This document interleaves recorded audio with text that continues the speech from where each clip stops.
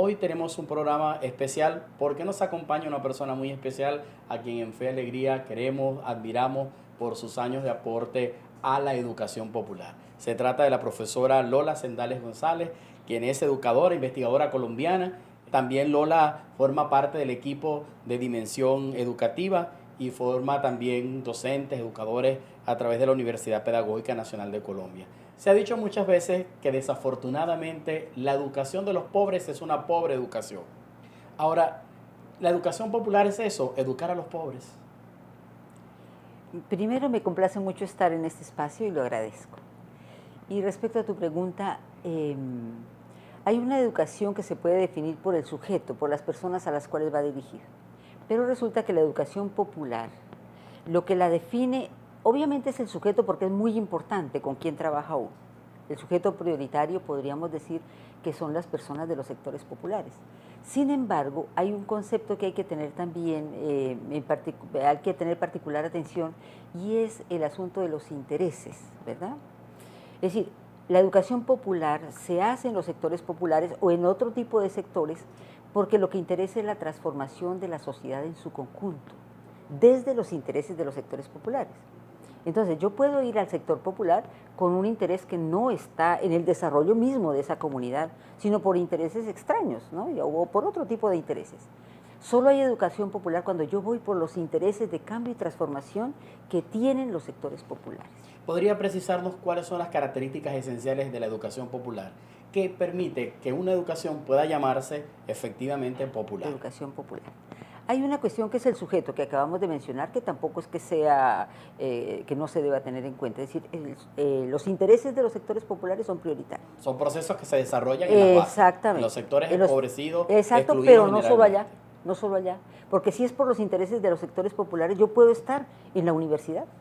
Yo puedo Haciendo estar, educación popular. claro, educación popular en la universidad o desde una institución del Estado o en una institución privada, donde yo considero que debo posicionar allí los intereses de los sectores populares, intereses de cambio, intereses de transformación, que son los que fundamentalmente nos animan en esos sectores. Puntualicemos entonces las características. Las características.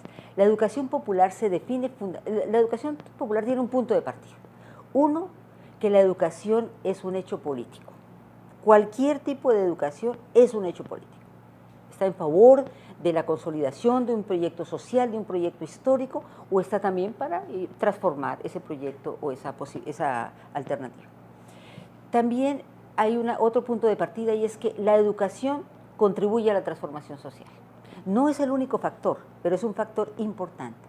Si no hay si cualquier propuesta de transformación que se haga no va acompañada de un proceso educativo, se pierde. Sencillamente no va. Yo les contaba a unos profesores que se hizo una indagación sobre una evaluación de reformas agrarias en algunos países. Y se dieron cuenta de que donde hubo reforma agraria, pero no estuvo acompañada por un proceso educativo, se perdió. Sencillamente se pierde. Esos son dos como puntos de partida. Ahora, ¿cuál es como el núcleo central de la educación popular? Estamos llegando al momento. Porque la educación popular viene desde Freire, finales de la década de los 60, y ha tenido cambios. Se llamó educación liberadora inicialmente, después del 80 se llamó educación popular, pero conserva, digamos, como un núcleo central. Ese núcleo central está dado por su intencionalidad, una intencionalidad ética, política y emancipadora. La intencionalidad ética está, digamos, relacionado con los procesos, obviamente, de construcción de calidad de vida, pero también tiene que ver esencialmente con una cosa, y es con el asunto de la exclusión como hecho político, ¿no? La educación, en términos éticos, busca la inclusión. La inclusión a todo nivel, ¿la inclusión de quiénes? ¿Y para qué? Claro, la inclusión de los sectores que tradicionalmente han estado excluidos, ¿no? Tradicionalmente la exclusión se da de todo orden, ¿verdad? Tiene varios rostros esa educación popular, profesor. A ver, primero que hay distintos tipos de exclusión: cultural, educativa, política, religiosa, etnia, edad, ¿verdad? Entonces, nosotros vamos en la educación popular a buscar la inclusión de sectores que han sido excluidos de la educación y de otros beneficios de la cultura. Esa es una cosa que...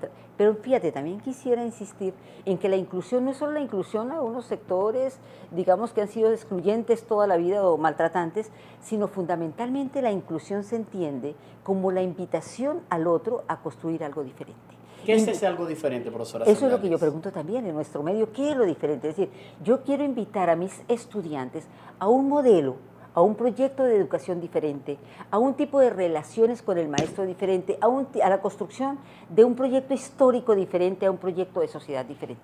¿De cuál es la apuesta, el modelo pedagógico? Claro. ¿Podría, por favor, terminar de puntualizar entonces qué es lo que entendemos por educación popular para entrar al tema de lo pedagógico?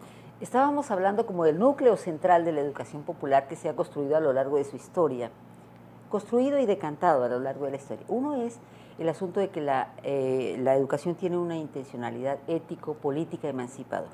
Y hablábamos de lo ético, y en términos de lo político tiene relación con el poder. Y en la educación, ¿qué nos interesa? Es lo que Freire llamaba pedagogía como práctica liberadora. Está sí, relacionada con esto. Está un poco con eso, sí. Entonces, la educación, en términos políticos, se propone el potenciar capacidades en los estudiantes y en las comunidades. Potenciar capacidades de reflexión, de organización, de participación, construcción de conceptos que nos permitan entender la realidad, habilidades materiales, organizativas, institucionales, ¿verdad? En términos de construir una sociedad en términos de democracia, de participación. En términos emancipatorios, que tiene que ver con la liberación, la libertad, la formación en la libertad, hay una cuestión muy importante para nosotros los educadores, y es la formación en un pensamiento crítico y la formación de un pensamiento autónomo. Porque esas son condiciones... Va mucho más allá que enseñar a sumar y a restar bien. Claro que sí, porque esas son digamos, características o elementos que nosotros tenemos que abordar y trabajar para construir una ciudadanía crítica. Entonces yo tengo que construir autonomía, facilitando, apoyando, incentivando para que las personas, los estudiantes, por ejemplo, den su propia opinión, argumenten lo que quieren decir, ¿verdad? Es decir, que no sea una educación solamente consumista o solamente, como decía Freire, de llenar cabezas, pero no construir. El modelo bancario. Claro. Se llenan de contenido, pero a la hora de solucionar un problema no se sabe qué hacer. El modelo pedagógico, profesora Sandales, ¿cuál es el modelo que prioriza la educación popular? A ver, la propuesta pedagógica de la educación popular es el diálogo cultural. ¿En qué consiste ese diálogo cultural? Inicialmente Freire lo llamó el diálogo, pero ha pasado por distintas denominaciones. Diálogo de saberes primero, se oía mucho, ¿no? Y es porque el saber es un campo del diálogo, pero no el único, porque ahí entran emociones, estéticas, una cantidad de elementos que van más allá puramente del saber. El diálogo en educación se diferencia del diálogo conversacional. Uno en una conversación, tomándose una gaseosa o un helado, una cerveza, puede aprender cosas, ¿verdad? Es un diálogo, una conversación donde hay aprendizaje. Pero el diálogo en educación tiene que ser planeado, es intencional. Es decir, ¿Con la intención de qué? Justamente de educar, de formar un criterio propio. Por ejemplo, yo puedo hacer un diálogo sobre la situación del transporte, por ejemplo, o puedo hacer un diálogo en la escuela sobre el problema del agua, ¿verdad? O sobre la comunidad. Pero ese diálogo en educación tiene una exigencia muy importante, y es que yo tengo que adelantarme a indagar sobre la mentalidad del otro respecto al tema que yo voy a trabajar. ¿Tiene algo que ver ese diálogo con el constructivismo del que tanto se habla? Claro que sí. El constructivismo social dice que hay un punto de partida que es el saber del otro. Entonces yo ahí tengo que indagar qué es lo que él sabe, qué experiencias tiene, ¿verdad? Qué actitudes tiene frente al trabajo que vamos a realizar. Por ejemplo, frente a un tema como el agua o frente a un tema como la democracia o la participación. ¿Qué sabe? ¿Qué experiencias tiene? ¿Qué actitud tiene frente a esos temas que generalmente surgen de las experiencias que también allí ha habido? Aterricemos un poco en prácticas, en metodologías, que respondan a este modelo del diálogo. Sí. Mira, el diálogo es un proceso que tiene que ver con esto, tiene que ser planeado, tiene que tener preparación en un diseño. Yo tengo que preparar no solo el conocimiento del otro, que ya lo insistía Freire también, sino que tengo que tener preparado el tema que yo voy a trabajar, para saber cómo incido en la mentalidad del otro, ¿verdad? Entonces, por ejemplo, si para las personas el trabajo de los niños les parece una cosa muy importante para su formación, yo tengo que ver cómo contrarío eso para decir, el niño tiene que estar estudiando. En este momento no puede estar trabajando, ¿verdad? Es importante problematizar en la educación popular. Problematizar en la educación, porque la educación no tiene que ver con depositar contenidos, ni llenar cabezas, ni tiene que tener con consumo de información, sino justamente por contrastar esas opiniones, esos saberes, esas diversas posiciones, para que en el contraste la persona vaya encontrando nuevos rumbos, nuevos caminos. Nosotros, frente a la clase tradicional de la que estamos acostumbrados, a un profesor que siente que sabe, que enseña a los alumnos que no saben, la charla, la clase magistral, el videobin con la lámina, la educación popular frente a esas prácticas tradicionales, ¿qué propone? ¿Cuál es la alternativa que nos presenta? Todas esas pueden ser importantísimas. Hay un momento en la educación donde una película puede ser una salvación o una estupenda conferencia. El asunto es saber dónde la ubico y no hacer de eso el fin de la educación. Yo puedo necesitar de unas filminas o de una proyección, ¿verdad? En un momento dado, pero requiero también de que eso se dé dentro de una propuesta metodológica mucho más amplia. Las prácticas pedagógicas de la educación popular están retadas por la creatividad, donde el aprendiz es sujeto protagónico de este proceso. En función de estas premisas, algunos ejemplos concretos de metodologías que desde la educación popular se proponen para dinamizar los procesos de enseñanza-aprendizaje. A ver, decíamos que la propuesta pedagógica de la educación popular es el diálogo, ¿no? Y que el diálogo tiene una fase preparatoria por parte del educador que tiene que ver con el conocer las personas con las cuales va a trabajar, su mentalidad y preparar el tema. Y decíamos que hay los maestros nos debatimos en un diálogo también presencial, ¿verdad? Un diálogo presencial, en donde yo como educador tengo que propiciar las relaciones entre los educandos, entre los estudiantes, la relación con el saber del maestro y con otros saberes. Yo tengo que buscar, como decía Freire, hay que cultivar la curiosidad en el estudiante, ¿no? Eso es fundamental, la curiosidad, el espíritu investigativo. Que los muchachos, los estudiantes que vienen con nosotros, las niñas, los niños o la comunidad, quiera saber más respecto a lo que estamos enseñando. ¿Cómo hacer eso? Claro, el maestro que nos está viendo, ¿cómo logra hacer eso? Uno, que yo tengo que reconocer que el otro sabe. Hay un saber en el otro. Entonces yo tengo que demostrarle al otro su saber, ¿verdad? A la comunidad o al grupo o a los estudiantes hay un saber, porque los estudiantes o la comunidad no solo aprenden en la escuela, sino por fuera de la escuela. Entonces yo tengo que reconocer esos saberes. ¿Cómo paso de ese saber al saber académico? Sí. A que aprendan polinomios, a que aprendan física, química. Haciendo conciencia de los límites del propio saber. Entonces yo, claro, los muchachos o la comunidad dicen, nosotros sabemos, aprendimos esto, sí, pero aquí hay un punto donde ya no sé, ¿no? Entonces yo lo que hago es conciencia de las limitaciones del saber. Y cuando yo ya hago evidencia de que eso no lo sabemos, entonces yo trato de orientar hacia la búsqueda de ese otro saber que enriquezca el propio análisis, otro saber que enriquezca ese bagaje que necesitamos para el conocimiento de la realidad. ¿Qué papel juega el contexto? La realidad que enmarca el proceso de enseñanza-aprendizaje de los niños, de las niñas. Toda educación es un hecho contextualizado. Y nosotros no podemos hacer caso omiso del contexto porque el contexto entra a la clase. Entonces, ¿cómo volverlo objeto de reflexión en la comunidad o en la escuela? ¿Cómo volver esos temas que están en el ambiente objeto de reflexión?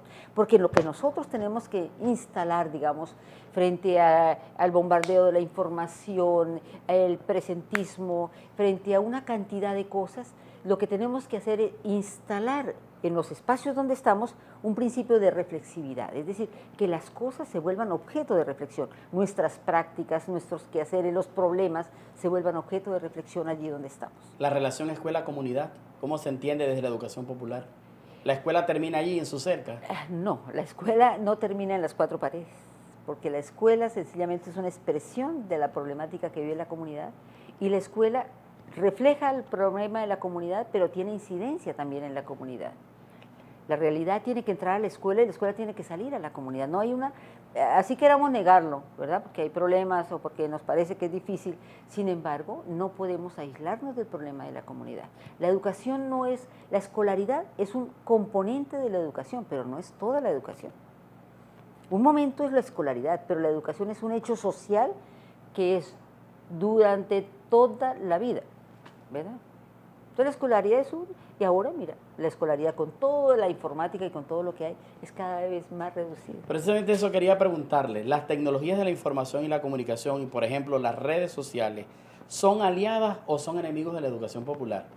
Ningún avance tecnológico es un enemigo sabiéndolo utilizar. El asunto es que yo tengo que preguntarme ¿para qué? ¿Para qué utilizo el televisor o para qué utilizo el internet o para qué? Porque el problema es que en el uso, por ejemplo, de la computación, estemos confundiendo información con conocimiento y eso sí es grave. Los medios son una ayuda muy importante. Yo no puedo negar hoy el celular, no puedo negar la internet. Todos esos son apoyos muy importantes para un educador, solo que sabiéndolos trabajar dentro de una metodología mucho más participativa, una propuesta pedagógica mucho más consecuente con los principios que queremos cultivar. ¿Y cuáles son los retos de cara al futuro en cuanto usted conoce bastante la realidad latinoamericana y también conoce la realidad venezolana? ¿Qué debemos hacer los educadores, especialmente quienes estamos optando como en Fe y Alegría por la educación popular, para efectivamente contribuir a elevar la calidad de vida, contribuir a construir sueños, esperanzas en medio de una población que está muchas veces signada por la violencia, por la pobreza, por la exclusión? ¿Cómo hacer que la educación nos permita abrir canales hacia una vida mejor? Yo creo que hay una función de la educación y es la formación en un pensamiento crítico, ¿verdad? Que los que trabajamos desde las áreas del conocimiento o en el trabajo comunitario, sepamos cultivar un pensamiento crítico, un pensamiento una posibilidad emancipatoria que permita que nuestra aproximación a la realidad también permita a la distancia que nos haga ver tanto los factores positivos como los factores que tenemos que cambiar, para que conociendo esa realidad nosotros nos impliquemos en su transformación. No es una cosa distante la comprensión de la transformación. Yo tengo que incidir en la transformación y reflexionar esos procesos. Es una actividad, es una práctica reflexionada lo que necesitamos en este momento. Reflexionar nuestras prácticas, hacer objeto de reflexión la práctica para que podamos avanzar en los procesos, para avanzar en aquellas propuestas que tenemos que van en orden a la transformación de nuestras sociedades, ¿verdad? En cualquier espacio en el que estemos.